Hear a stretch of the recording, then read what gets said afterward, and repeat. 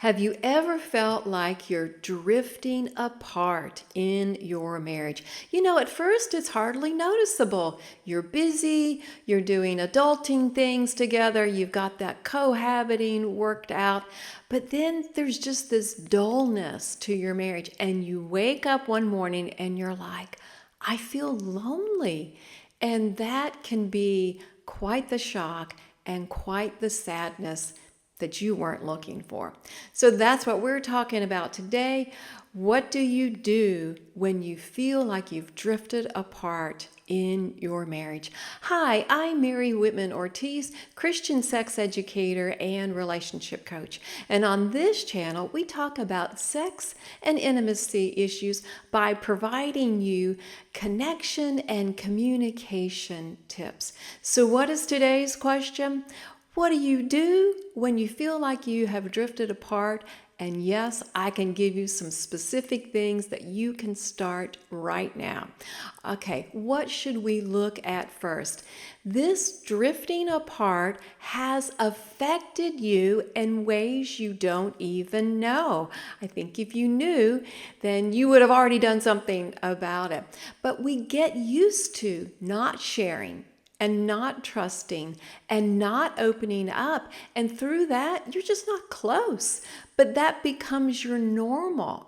And if you went from day one, we're super close, to day whatever, and you're not close at all, you would notice it. But because it's so subtle, that's how it creeps up on you. What else is happening? You become more self-reliant, more independent. You get your own habits, your lifestyle plans. Just the way you are envisioning your future. Because if you're drifting away, you are not picturing the two of you as this close unit. And one more thing is going on. You are opening yourself up to distractions, things that you would have never considered in your marriage. But you have deep needs. Needs are not a bad thing. Need might be a four-letter word, but it's not, because God created us to desire to be known and loved and seen and understood. And that's absolutely the best possible things that your spouse can be giving you in marriage.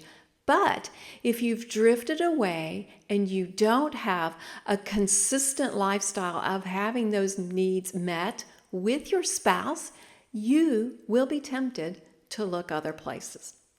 What else is going on? Well, I want to give you the single first step guaranteed to shift that drift so that you will have lasting connection. Okay, I need a drum roll right now. The thing that you can do to absolutely make a difference for you is to practice acts of kindness. Oh, you didn't expect that, right?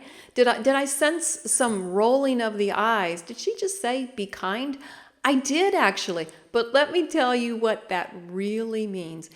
Doing things from a personal connection and touch is it's going out of your way to think about the other person, and they sense that. You just immediately inject into the relationship this wonderful ripple effect that's going to take you the right way. What else is happening?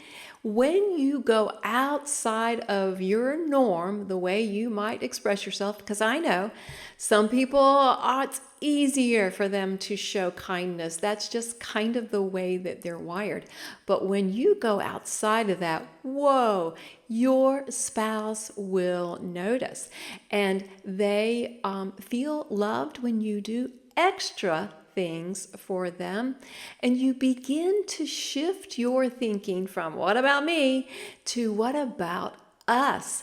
All of that can happen with simple acts of kindness. Now, I'm going to give you some real specific things that you can do, and I want you to know why you haven't thought about this before, because it seems small, insignificant. like it wouldn't really have an impact. And you may think, oh, well, I only show kindness when it's a response to what someone else has done, their kindness. Not so much. And maybe you think it should just be spontaneous, like I've got this warm, fuzzy feeling to my spouse and I'm going to do something kind because of that feeling. So that's worked against you. Those things are not going to be the best, healthiest way to practice kindness. I'm going to give you that list, but first, if this is helping, I ask you to give me a thumbs up, pass the little kindness my way. Okay, here is the list. What are 5 things that you can do to insert kindness, to shift that drift so you get back to a place of growing your connection? Number 1, assess that loving feeling. Are you feeling close? Are you feeling distant? Have you ever assessed it before?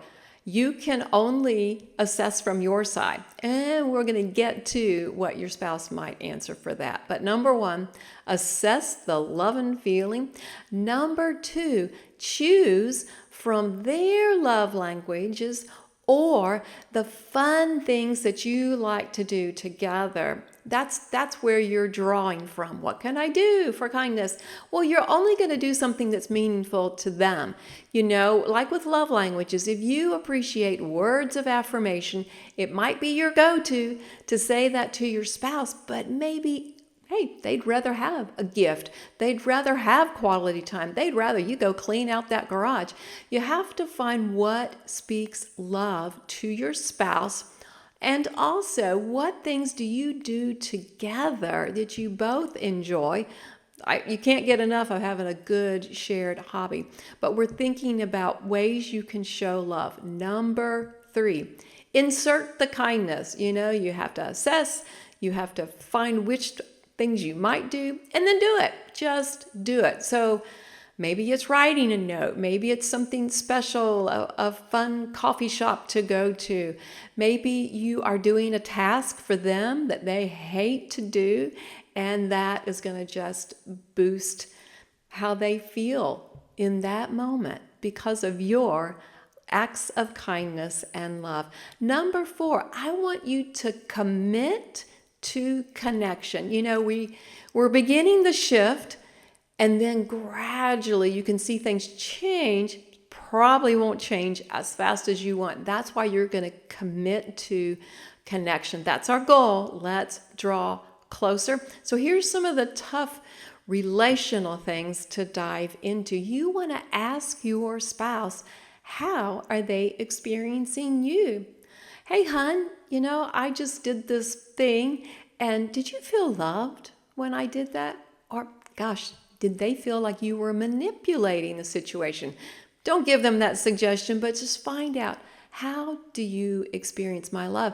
Is there something that you want more of or less of from me? So we are making this shift because you are getting to those personal things. If you've drifted apart, you've been in stranger mode or roommate mode, and we are bringing you back together. And then number 5, you're going to use this consistent lifestyle of kindness that you're growing as a springboard to what else can we work on in the relationship.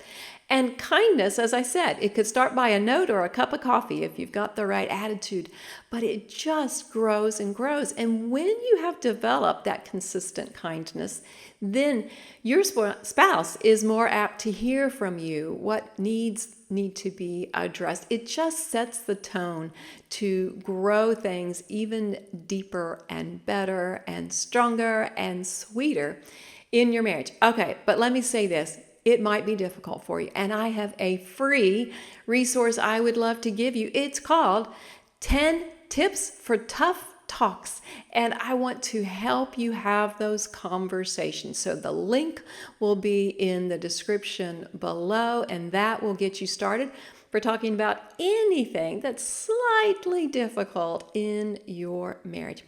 Thanks so much for joining me today. And remember that God's design for a healthy sex is fulfilling and thrilling intimacy in marriage.